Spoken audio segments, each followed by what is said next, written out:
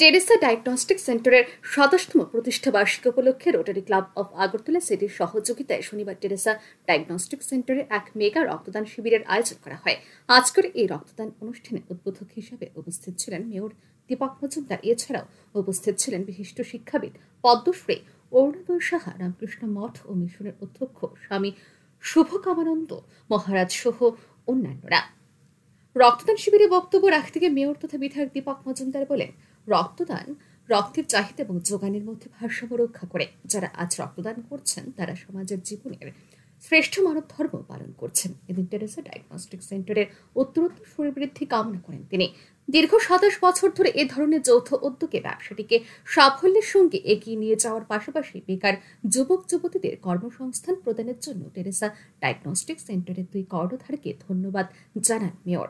তাদের দুজনে যে মেলবন্ধন এটা বাঙালি প্রয়োজন, কিন্তু টিকিয়ে রেখেছি একটা দৃষ্টান্ত হবে আমাদের রাজ্যের থেকে। যারা আমরা ছোট ছোট ব্যবসা করার জন্য এখানে বলেছেন, কর্মসংস্থানের কথা বলছেন, যে কর্মসংস্থান ক্ষেত্রে একটা বিশাল জায়গা, যেখানে আমাদের রাজ্যের একটা সরকারি চাকরির উপর নির্ভর করে অনেক শিক্ষিত যুবক যুবতীরা বা যারা কর্মপ্রার্থী, কিন্তু অতীত এবং আশিস দেখে দিয়েছে যে কর্মসংস্থানের ক্ষেত্রে নিজেরা যেমন তারা আজকে একটা জায়গায় গিয়েছে বলবো সাফল্যের ক্ষেত্রে, এবং এটা তারা কিন্তু প্রচুর পরিবারকে বাঁচিয়ে রেখেছেন কর্মসংস্থানের মাধ্যমে। এই ধরনের ইউনিট যত বেশি বড় হবে, ওনারা বলেছেন আর একটা পলিক্লিনিক করবে, একটা বড় জায়গা তৈরি করা হবে স্বাস্থ্য পরিষেবার ক্ষেত্রে। আরও বেশি শিক্ষিত ছেলে মেয়েদের যারা এই লাইনে আছেন তাদের কিন্তু একটা কর্মসংস্থানের সুযোগ হবে।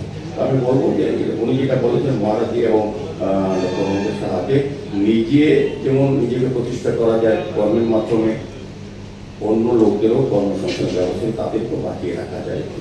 তাদের তারা দুইজন বন্ধু এই কাজটা করছেন। আগামী দিনে আমি বলবো যে টেরেসা ডায়াগনস্টিক সেন্টার তাদের পরিবার আরও জনসেবায়, স্বাস্থ্য পরিষেবায় এই রাজ্যের মানুষের জন্য এগিয়ে আসবেন। আর যারা আজকে রক্তদানে বিশেষ করে রোটারি ক্লাব এবং আগরতলা সিটি যারা সহযোগিতা করেছেন তাদেরকে আমি অনেক অনেক ধন্যবাদ জানিয়ে ২৭ বছর যারা সুন্দর স্বচ্ছতার সহিত তারা এই কাজ চালিয়ে যাচ্ছেন, আগামী দিন তারা আরও বেশি মানুষের কাছে পৌঁছে যাবেন, তাদের সুনাম আরও বৃদ্ধি পাবে, তাদের পরিবারের সমৃদ্ধি আরও বৃদ্ধি পাবে, এই আশা রেখে আমার আবেদন। এদিন রক্তদান শিবিরটি ঘুরে দেখে রক্তদাতাদের সাথে কথা বলে তাদের উৎসাহ প্রদান করেন মেয়র সহ উপস্থিত অন্যান্য অতিথিরা। ব্যুরো রিপোর্ট, আর নিউজ।